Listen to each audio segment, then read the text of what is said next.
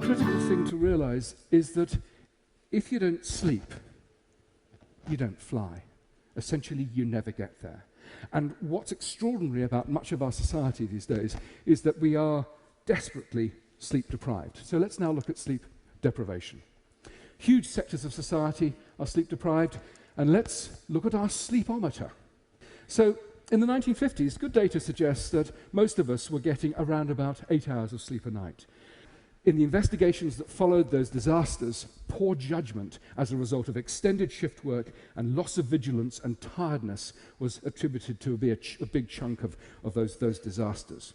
So, when you're tired and you lack sleep, you have poor memory, you have poor creativity, you have increased impulsiveness, and you have overall poor judgment. But my friends, it's so much worse than that.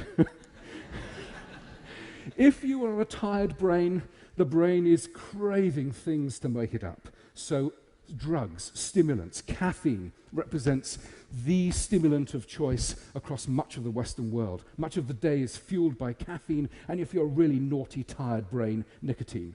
And of course, you're fueling the waking state with these stimulants, and then of course it gets to 11 o'clock at night, and the brain says to itself, well actually, I need to be asleep fairly shortly. What do we do about that when I'm feeling completely wired?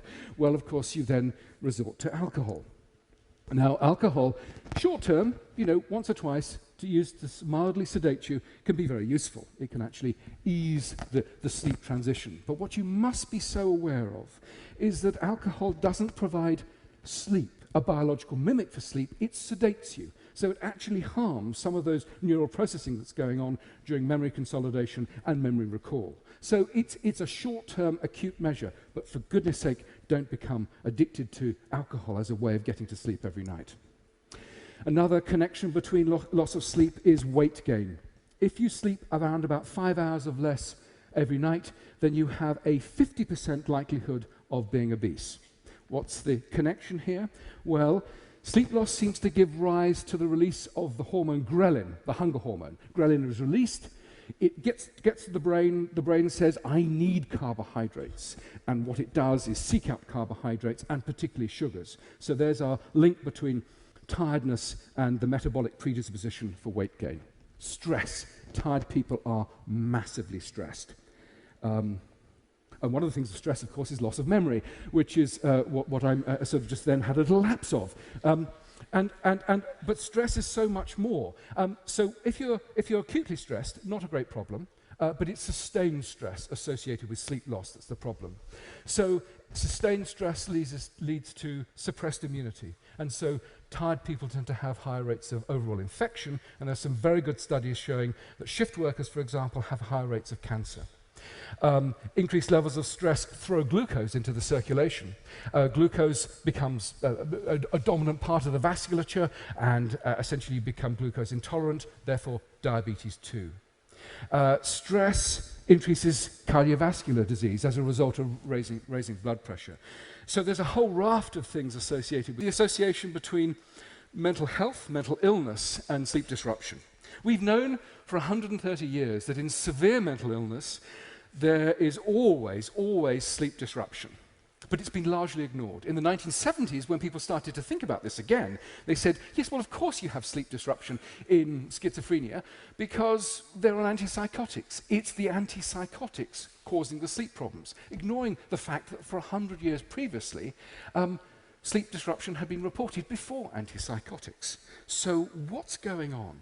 Lots of groups, several groups, are studying conditions like depression, schizophrenia, and bipolar, and what's going on in terms of sleep disruption.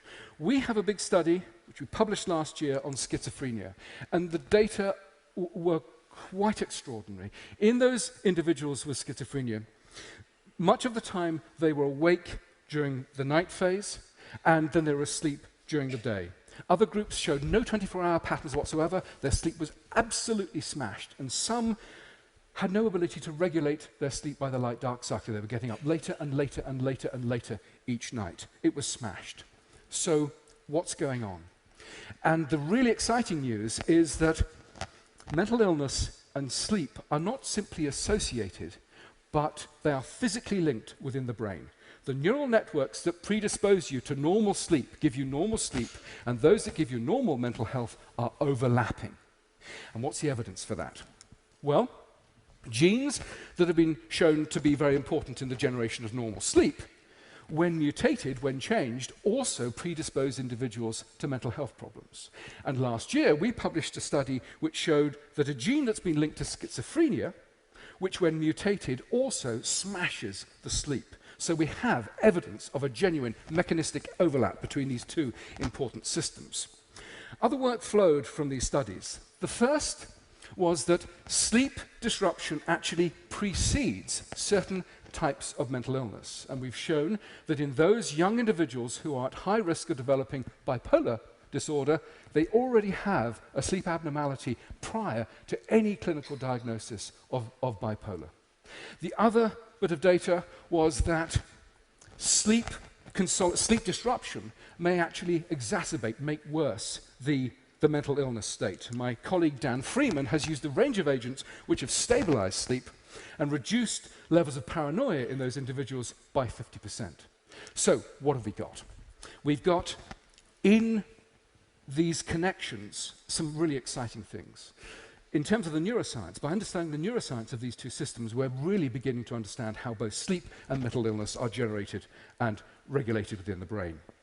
The second area is that if we can use sleep and sleep disruption as an early warning signal, then we have the chance of going in. If we know that these individuals are vulnerable, early intervention then becomes possible. And the third, which I think is the most exciting, is that we can think of the sleep centers within the brain as a new therapeutic target. Stabilize sleep in those individuals who are vulnerable.